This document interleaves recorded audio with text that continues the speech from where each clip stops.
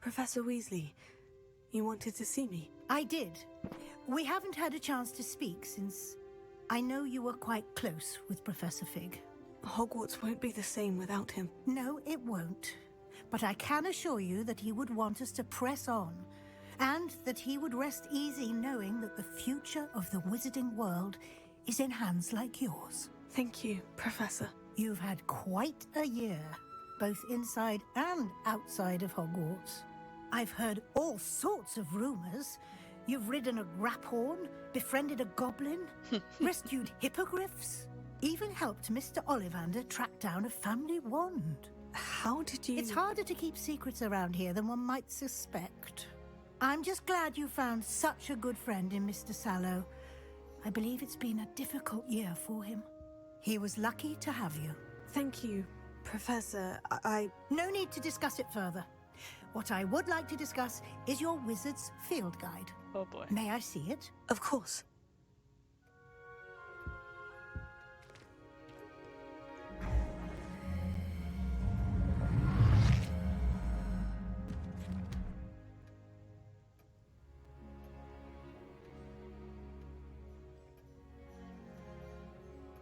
What do you think, Professor? I think you've been busy this year. I see some progress here, but quite a bit of your field guide has yet to be completed. Fortunately, you do have some time to prepare for your O.W.Ls. I will confess, I had a sense about you from that first moment you came bursting in, late, to the sorting ceremony. I am pleased to see that my instincts were correct. To think you've only been with us a year and you'll already be taking your O.W.Ls, well, it's nothing short of astonishing. Thank you, Professor, for everything. You are most welcome. I look forward to seeing what you do during the rest of your time with us. Wow. Okay.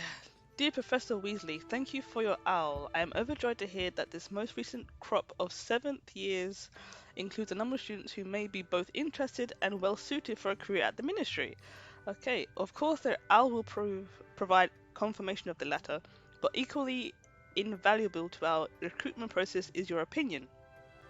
You have a unique perspective given your experience with us, and for that I am truly grateful. I look forward to further updates as the term progresses. Respectfully yours, Faris Spannin, I think that is, Minister for Magic, London. Wow. Okie dokie. So yeah, I will be continuing Hogwarts Legacy. I plan to 100% the game, obviously, and we do have a lot of side quests to get through as well.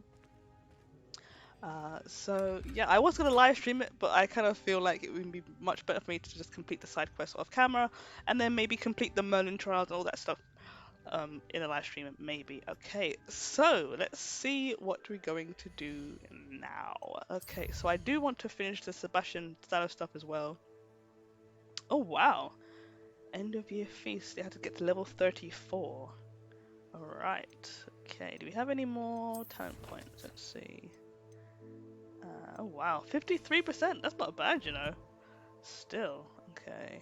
Talent points, no talent points. Level 30, so we need 4 more levels to get to the very actual last official one. Okay, so let's do... I actually kind of want to finish Natty's ones as well.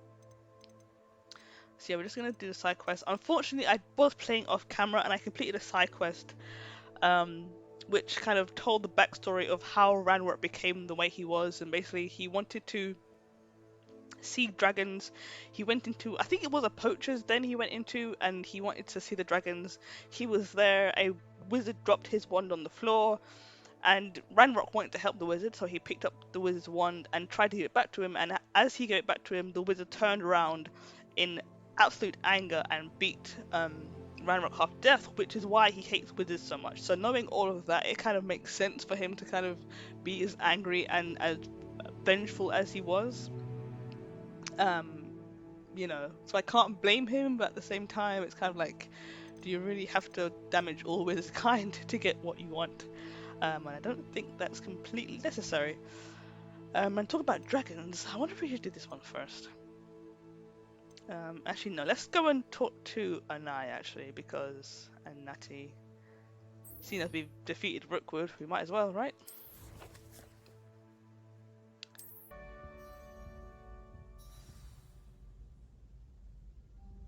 You wanted to speak with me, Mother? I had hoped to speak with you alone, Natsai. Your message mentioned your concern about an unusual creature that was spotted in the woods near Hogsmeade. That could have been anything. You know what it was, Natsai. I am allowed to leave the castle. I am always careful, Mother. Careful. Officer Singer disagrees. She sent me an owl telling me that you have been trying to collect evidence of some kind against dark wizards. She berated me for not keeping a closer eye on you, and she is right. I do not want you visiting Hogsmeade for the near future. But Mother! My little gazelle, you are well-intentioned, but you must not meddle in the affairs of dangerous people. If someone had meddled in Matabeleland, Father would still be with us. I must get to class. Perhaps your friend can get you to listen to reason. So frustrating. She never listens to me. She called you her little gazelle. Is that a term of endearment where you're from? It is specific to me. I am the unusual creature in Hogsmeade she mentioned. Self-transfiguration is not taught at Hogwarts, so I am gently discouraged from practicing it. However, I am an animagus. And What? it is in my gazelle form that I have been able to wander the Highlands rather freely until now, Wow. much to my mother's chagrin. That is how I managed to spy on Rookwood and Harlow. Holy crap. Wow. Were you born an animagus, or did you learn to become one? Animagi are not born. The process is quite elaborate. It involves holding a mandrake leaf in one's mouth for an entire month, then placing the leaf in a crystal phial so that it is imbued with moonlight, then adding one of your own hairs. And that is just the beginning. Self-transfiguration is common among students at Wagadu, but Professor Weasley considers it much too dangerous to teach at Hogwarts. That is crazy. Can you choose what form your animagus will take? Oh no, a person's animagus form is determined by their personality. My mother is convinced that my form is a gazelle because I adapt well to any situation. I believe it is because I can sense danger and keep my wits about me. Both are very true of gazelles. That's crazy. Wow. How does it feel to transform into an animal? Well, the first time it can be a bit unnerving. I felt a kind of searing pain and a strong double heartbeat. But it gets easier the more you do it. I no longer feel any pain, and I must say, I find a sense of comfort in the double heartbeat. And I love being able to view the world from a different perspective. Yeah, that would be so cool. Wow. Now the nickname makes sense. What an extraordinary ability to have. It is. I love transforming, but Mother is less enthusiastic about it. She says that no creature, especially one as rare as a gazelle, should be bounding about where poaching has become so prevalent. She claims that she has foreseen tragedy befall me in my gazelle form. But she has used her sight to control me too many times. I no longer believe it. I don't know, because I understand both perspectives, right? Like, Natty wants basically vengeance for what happened to Wagadu and what happened to her father. Not Wagadu, sorry, but her home country and her father. But her mother is right in wanting to protect her and keep her away from bad people. I don't know. I want to stop them, but at the same time... She's concerned for your safety. It may be best for you to stay away from Hogsmeade for now. That may be safe, but I do not believe that it would be best. Do you? You could have fled the moment you discovered that Rookwood, Harlow, and Ranrock were after you, but you did not. I choose to act as you have. I must deal with Harlow, not hide from him. My mother cannot know where I am all the time. Thank you for being here during that rather awkward conversation. Oh boy. I do definitely want to get Harlow though. Wow. That's... Bye, Natty. Oh my goodness.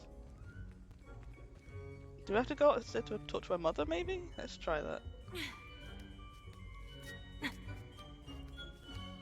That's a really long ladder. I love the design of this classroom. Not into divination or anything, but I do definitely love the design. Look at it, it's just beautiful, dude. Professor, could you tell me how you and Natty ended up at Hogwarts? I can. That is an easy question. We are here because of Professor Weasley. You knew Professor Weasley when you were in Uganda. I knew of Professor Weasley.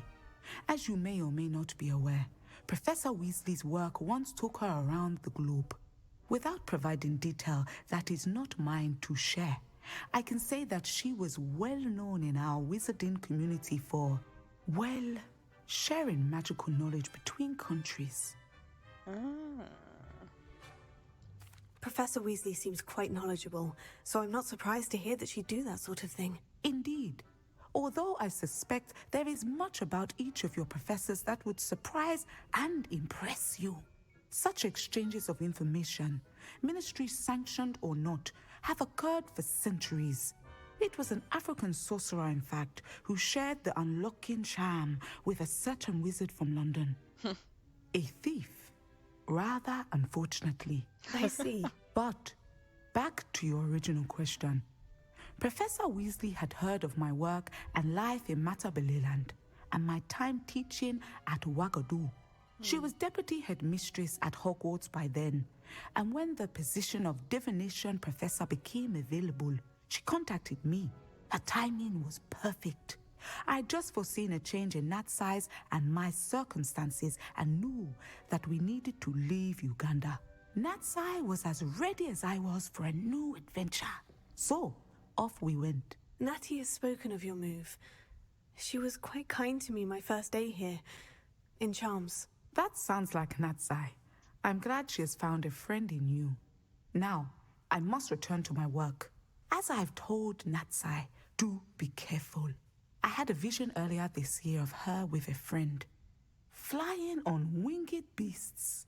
Perhaps unsurprisingly, she will neither confirm nor deny my visions, unless it suits her. Oof.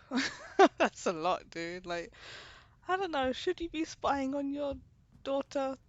I don't think so. Oh, that's kind of weird. Yeah. Oh, there's a Devil guy's there. Oh, he's come back at night time then.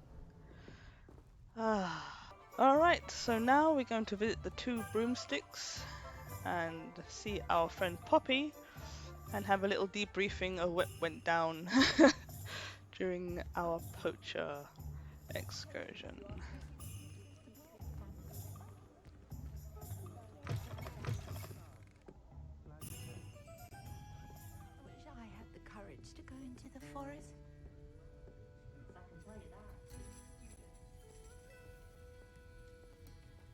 At least we're out of the classroom.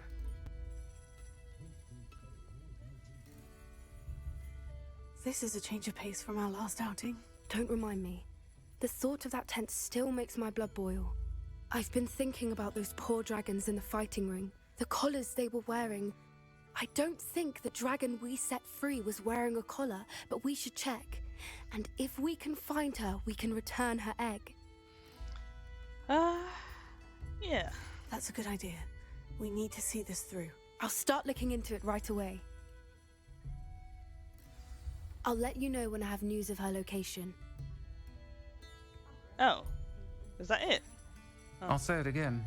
Can't thank you enough for helping to save the village from those trolls. Hello, Serena. I received your owl. How are you? Hello, my friend. Did you ever find Lodgog? Oh boy. Yeah. I did, thank you. In fact, we're working together to try and rein in Ranrock. Are you?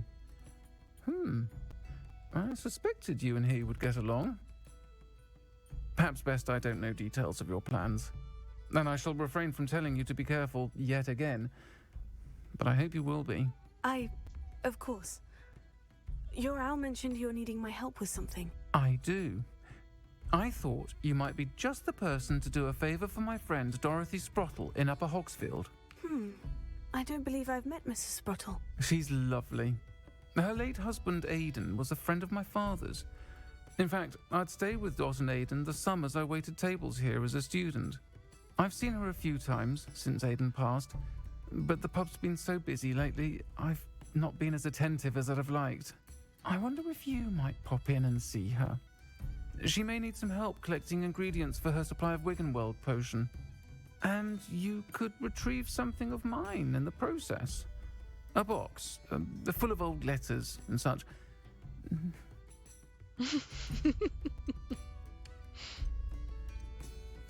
Why did Mr. and Mrs. Sprottle have your box of letters after all this time? It's one of a few that I had when I was young. Dot found it when she was clearing out a closet. Can't imagine what's in there. Probably terribly theatrical. The ramblings of a teenage witch and her friends. You're welcome to take a peek inside, if you do find it. To be honest, I'd imagine it contains some lovely memories. Oh, I can relate to that. Teenage journals, boy. Teenage diaries and journals are just dramatic and theatrical, and everything's going wrong, and oh my god, the world's so bad, and I hate everyone. But I do have a few friends who are there. Like, oh my gosh, I can 100% relate to that. Why does Mrs. Sprottle keep a supply of Wiggenweld potion on hand? Dot's a skilled potioneer. She's been supplying travelling vendors with Wiggenweld potion. An ordinary precaution that has, unfortunately, become a necessity, what with Ranrock's loyalists disrupting the trade routes. I'll try to go and see her when I can. It would mean the world to me, and to Dorothy. Aidan was bringing the box of letters to me when he was taken ill. Dot can tell you where he might have dropped it. You'll find the hamlet just north of Hogsmeade. Please do give Dot my love. Wow, so he passed away like ages ago when they just left the box of letters somewhere? Like, or am I completely misinterpreting that? I don't really know.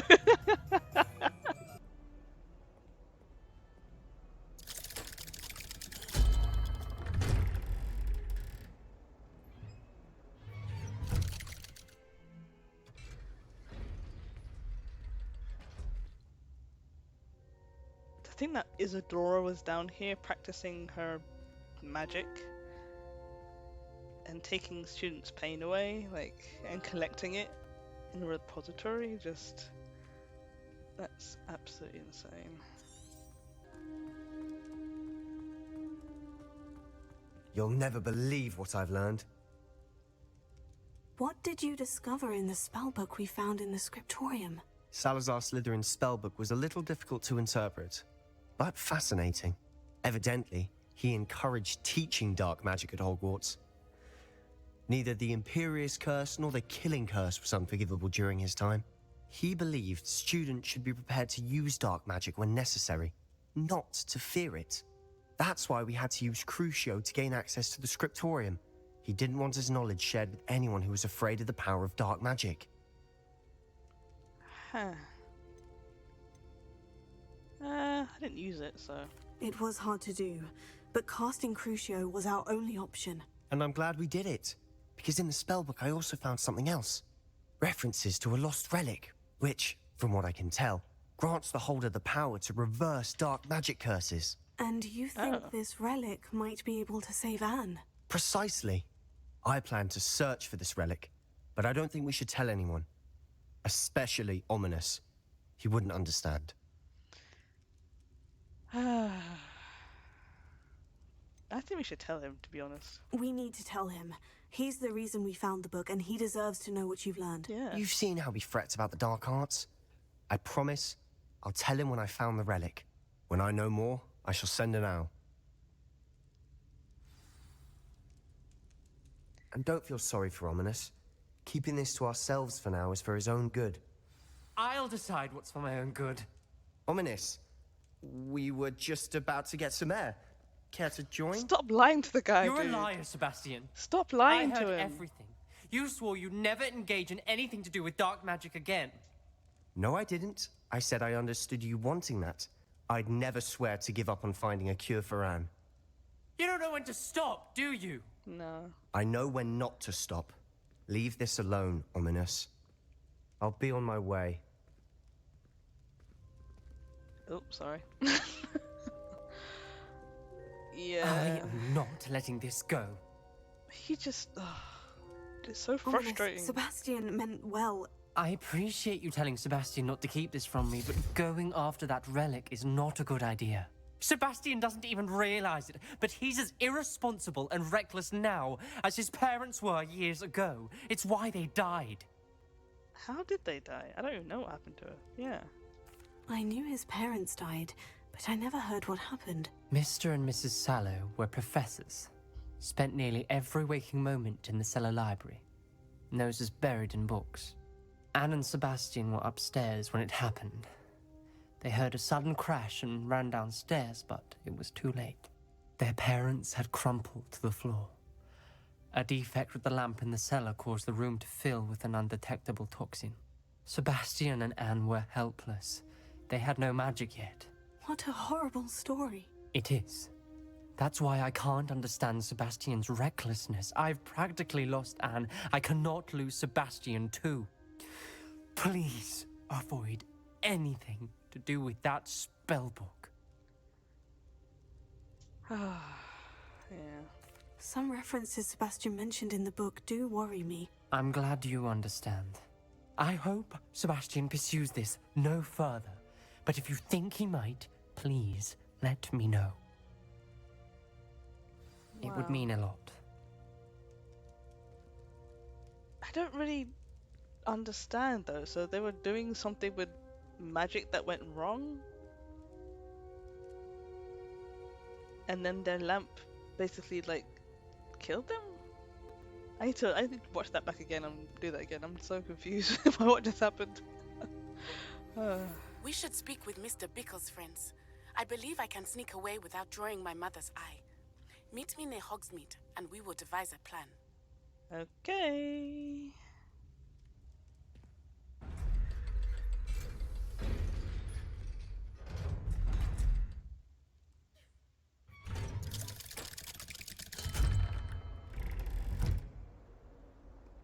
Oh, Sebastian. He means well, but his obsession with it is just... And as we know in the lore of Harry Potter, obsession is what turns people insane. It's what turns people evil. Tom Riddle was obsessed with Horcruxes. Isadora was obsessed with removing pain, and now Sebastian is obsessed with dark magic. Like, it never ends well. Obsession never ends well in the wizarding world. And again, he means well, but it's just... I don't think it's going to end up very well for him. That's the thing. I don't think it will. But yeah, I'm going to leave it here for now, and we will join Natty in Hogsmeade and wrap up the rest of this game in the next episode. Thank you so much for watching. I'll see you in the next episode. Peace out.